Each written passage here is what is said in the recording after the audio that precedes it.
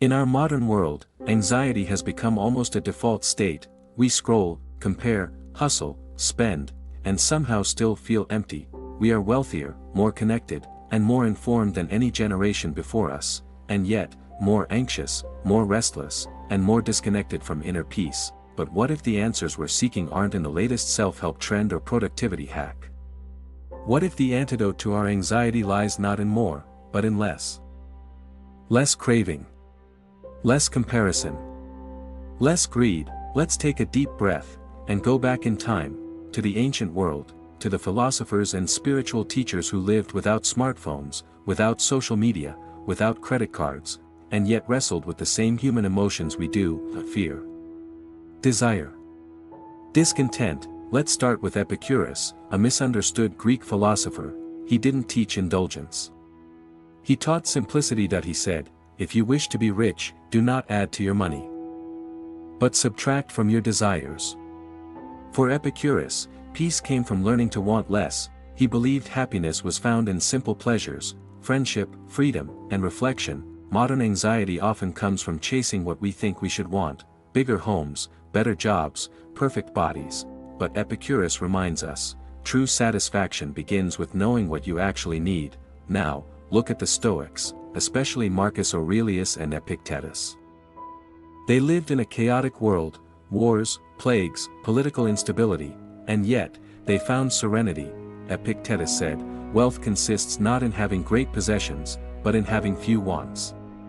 The Stoics trained their minds to separate what they could control from what they couldn't. They taught, your thoughts, your choices, your attitude, these are your domain. The stock market, other people's opinions, the weather, not your problem. Anxiety often comes from trying to control everything.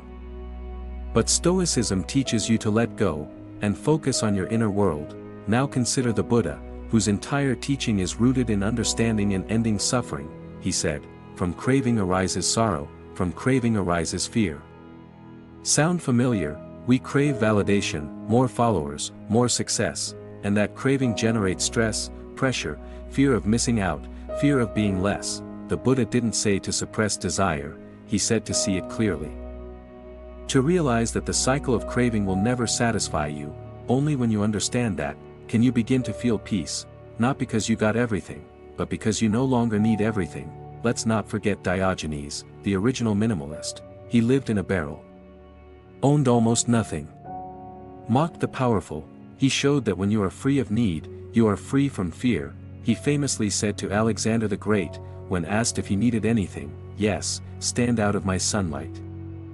Imagine the freedom of needing so little, that even the most powerful man alive can offer you nothing. You see, anxiety and greed are deeply connected. The more we want, the more we fear: fear of loss, fear of not having enough, fear of being less than others. Ancient wisdom cuts through this noise. It says, you don't have to want what everyone wants.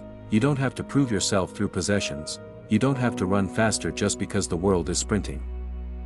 You can slow down, breathe, live with less, and feel more. Contentment isn't passive, it's powerful. It's the radical act of saying, this is enough. I am enough. In modern life, we're told to dream big, chase more, never settle. But ancient philosophy offers a counterbalance, a quieter voice that says, yes, grow. Yes, evolve, but don't lose yourself trying to arrive. You're not behind, you're not broken, you're not incomplete. Maybe what your anxiety is really telling you, is that your soul is craving simplicity, not success, presence, not possessions, peace, not more pressure. So let's return, not to the past, but to timeless wisdom. Let's redefine what it means to be rich. Let's subtract from our desires until we uncover the stillness beneath them, and maybe, just maybe, we'll find that the contentment we've been chasing was within us all along.